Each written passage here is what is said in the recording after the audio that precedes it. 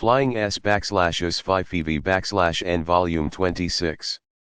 Number 3. 1980 Poached. A nasty surprise for human poachers. Our artist's impression. See page 5. Contact from the Pleiades. Janet Urodi Colin Board filmed some of the events themselves. These contacts have continued right up to the time of the production of this book. Mr. Meier had at that time compiled over 3,000 for the past few years. Hints of an earnest series of eye contact experiences by a Swiss farmer have been drifting to the ears of ufologists. During this time they have waited for Edward Meier to approve publication of his experiences and color photographs of UFOs, and at last he has. UFO. Contact from the Pleiades, Volume 1, Genesis 3 Productions, Limited, PO Box 32067 Phoenix, pages of notes and dissertations said to have been dictated to him by the space beings. If only half of these claims are accurate, they would prove to be a great turning point in the development of mankind. If they are not, then we are being presented with one of the most elaborate and skilled hoaxes that Arizona 85064 USA, price around $25, but write for precise details, is both one of the most amazing and disappointing books ever published. From it we learn that Edward Meier is a Swiss farmer/caretaker, a father of 3 who lives in Heinwil, Switzerland. He rides a ufologists have ever seen. What sort of evidence does this book present? First, let us say that the color photographs of the UFOs are much more detailed than most published UFO photographs. The publishers apparently decided that they would use a moped, uses an Olympus 35 ECR camera, and had his left arm amputated after a bus accident in 1963. On the afternoon of January 28, 1975, Edward Meier, following an odd compulsion, took his camera and set off into the countryside, not knowing where he was going. At large area of each photograph, showing the UFO in relation to the ground below, rather than only enlarging the UFO itself, as is usually done. As each UFO is a comparatively small object in the picture, this has necessitated using a large page size in order to give a good-sized image of the UFO. The size they have chosen is 12 inches square. All but a few of the 29 UFO pictures 2.72 m he saw a silver disc shroud craft circling overhead, and that he rapidly attarded to LKRO- photographs. The craft landed. Mr. Meier ran towards it and, allegedly, an entity came out and walked towards him. This was his first contact, and he says that in the subsequent weeks, months, and years he has had many more contacts with these space beings. As proof we are told that he has produced hundreds of good quality 35mm fill a whole page, and several are printed across 2 pages. As an introduction, there are 6 pages of uncaptioned mood-setting pictures of the starry heavens. Also in the book are about 1b smaller color pictures of investigators and witnesses on sites and in conference in Meier's house, and a colorful but uninformative dread of abstract pictures said to be derived from computer analysis. Color photographs, BMM cinefilm, and sound recordings of the UFOs in flight. Landing traces and physical samples have been recorded, and other eyewitnesses have has pleasure in announcing.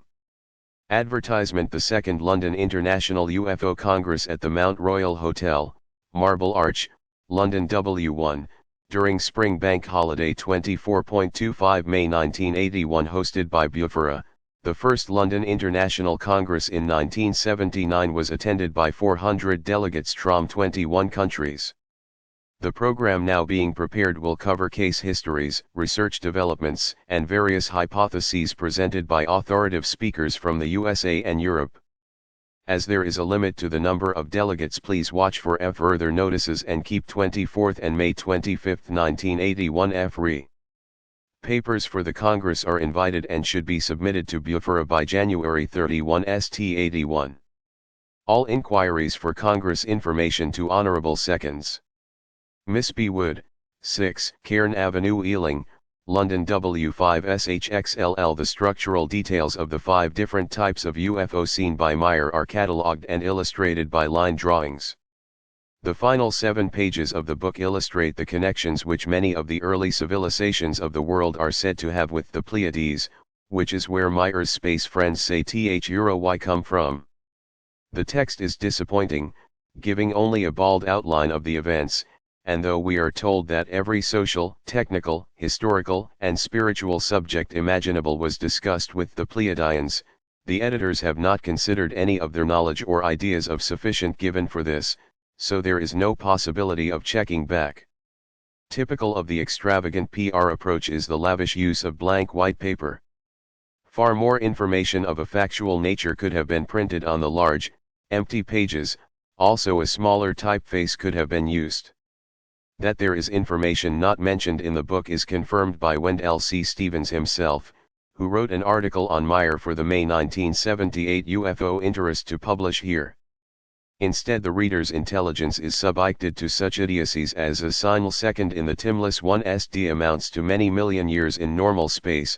Quote from Ta, Pleiadian Cosmonaut, 1975, or by creative thinking man acquires knowledge and wisdom and a sense of unlimited strength which unbinds. Newspaper published a short item on Meier with 4 photographs, including one of a close-up of a blonde woman said to be Sem Jace, the female Pleiadian contact whose quotes of space philosophy appear frequently throughout the book, but no photograph of her him from the limitations of convention and dogma unnumbered. The name of Jim Lorenzen, director of APRO and known international as a redoubtable UFO investigator, was used, much to his subsequent annoyance. In an open letter, APRO Bulletin 2BL2, addressed to the publishers of the book, he presents points which cause him to believe the Meier story to be a hoax.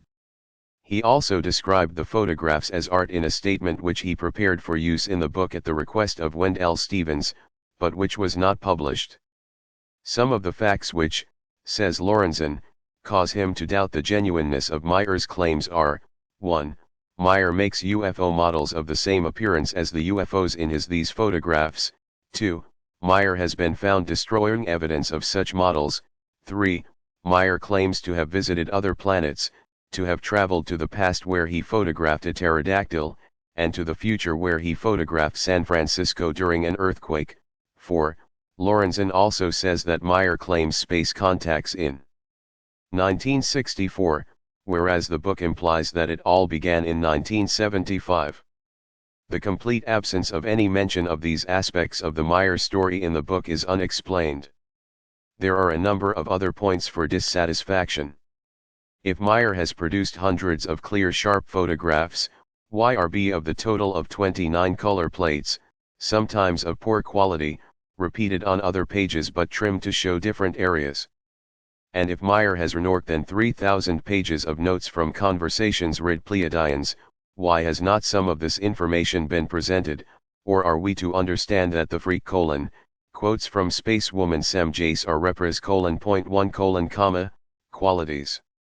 Rather, it appears to be a glossy public relations exercise promoting the arrival of the Pleiadians. From its silvery certificate of authenticity inside the front cover to the promise of further startling details in the epilogue, the whole production is designed to appeal to a gullible consumer public eager for more marvels. As with any contact investigation, its acceptance depends a great deal upon the credentials which the investigators have established for themselves. Of the various names on the title page, the only one known to us is Light Col Wendell C. Stevens, RET, who is, we understand, an American UFO investigator and writer of good repute. The other investigators are not well known as ufologists, and little attempt is made to introduce them to the reader or establish their credentials. The scientists, technicians, and laboratories concerned with the computer and laser photo examination and the metal samples analysis are not identified, and no reason is. UFO books are UFO Visitors by John Mager €5.95 and PNP The Philadelphia Air Ionizers Help Breathing, Piece for a Jigsaw F5.95 plus PNP Migraine, Guitar by Leonard G. Cramp and Hay Fever SAE for details. PNP Charges on Books, F1.50 PNP, €3.50 Airmail, is published here. On the page headed The Investigation, all pages are, quote from Sem Jace, Pleiadian cosmonaut, 1975. The epilogue says that Meier's experiences still continue, and that there will be a second volume with more exciting, never-before-seen photographs. Plus a few startling details not yet publicly known. How convincingly is the evidence presented in this book? As UFO investigators and researchers of some 12 years' experience, we are used to examining reports that appear to have been carefully investigated and which are presented in an orderly, lucid, and sober manner. The worthwhile investigator presents all the facts he can gather, and any personal opinions are clearly indicated as such. Unfortunately, this lavish production has few of Reperl magazine. There he wrote that Meier had inspected the interior of a UFO and has been on several interplanetary journeys, one of which took him away for 5 days. Did he use his camera then? In September 1976, an Australian UFO propulsion experiment, Project Invisibility, E4.95 plus PNP PO /RER full electfi Eilers 190 times 10 to the power of 182nd, Aliens on Earth T295 plus PNP Hilton's 9 West Hill, Dartford, Kent 12C fly having a different type of lighting on it. All the pictures have the same look about them, because all the UFOs appear to be equally distant from the camera. If Meier is on such terms of familiarity with these ufonauts, why are there no dramatic close-ups of a hovering craft, partially obscured by large trees which are at a known and measurable distance? One picture does show a UFO partly hidden by a close tree branch, but it is impossible to judge its distance from the camera. And is it not time that his group of friends raised a subscription to provide Meier with a better camera than his present one with its jammed focusing? One of the current models of auto-focusing, self-winding compact cameras would seem to be ideal. If this is a hoax, then it is elaborate and well thought out, and must be a group effort. It is more than one able-bodied individual could construct, and Meier has only his right arm. Although Lorenzon's criticisms appear to leave little doubt as to the true nature of this affair, Wendell Stevens has, we understand, an answer for each of his points, though as yet we have not heard what they are.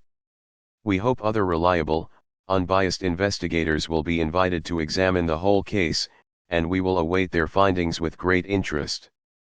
Of this written material, we are told that numerous witnesses have seen and photographed the comings and goings of Meier's contacts, which now number well over 130 meetings, but none of these witnesses are named and none of their testimony or photographs are published. Do these witnesses really exist? The photographs themselves raise some interesting questions. Although the investigative team lays great stress on the positive results obtained through the computer analysis, we have yet to be convinced that this method can infallibly sort out the genuine from the faked. The results still have to be interpreted via a human investigator. Noticeable about these pi.trrr and possibly of some significance, is, 1. All the UFOs are seen against the sky, even when close to the ground with rising ground in the distance. 2. The skies are overcast and without cloud detail, although the photographs have been taken at different seasons. 3.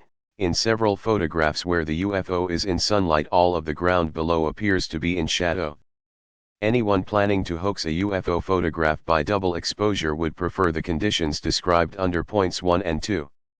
Strong cloud or landscape detail would be likely to show through the UFO.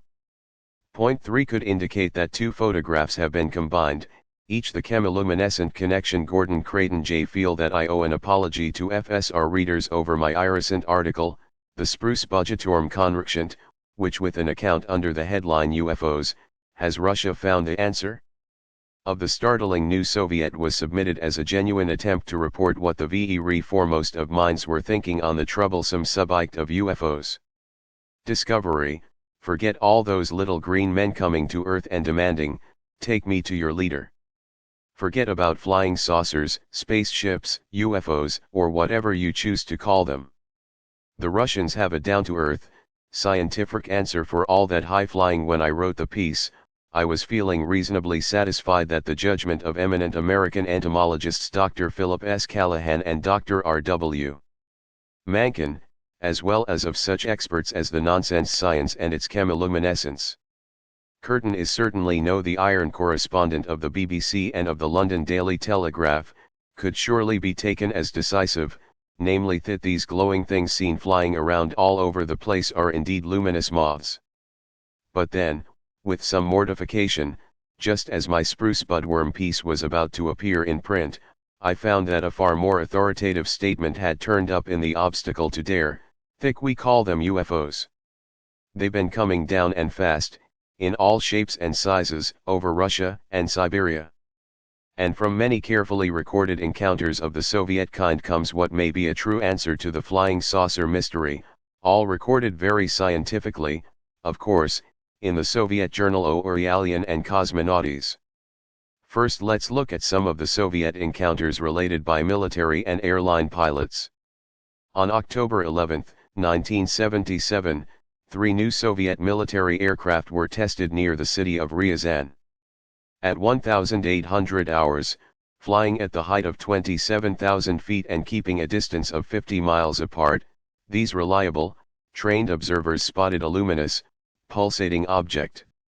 Its front part blindingly white, the rest, also white, looked as if surrounded by white cotton yarn.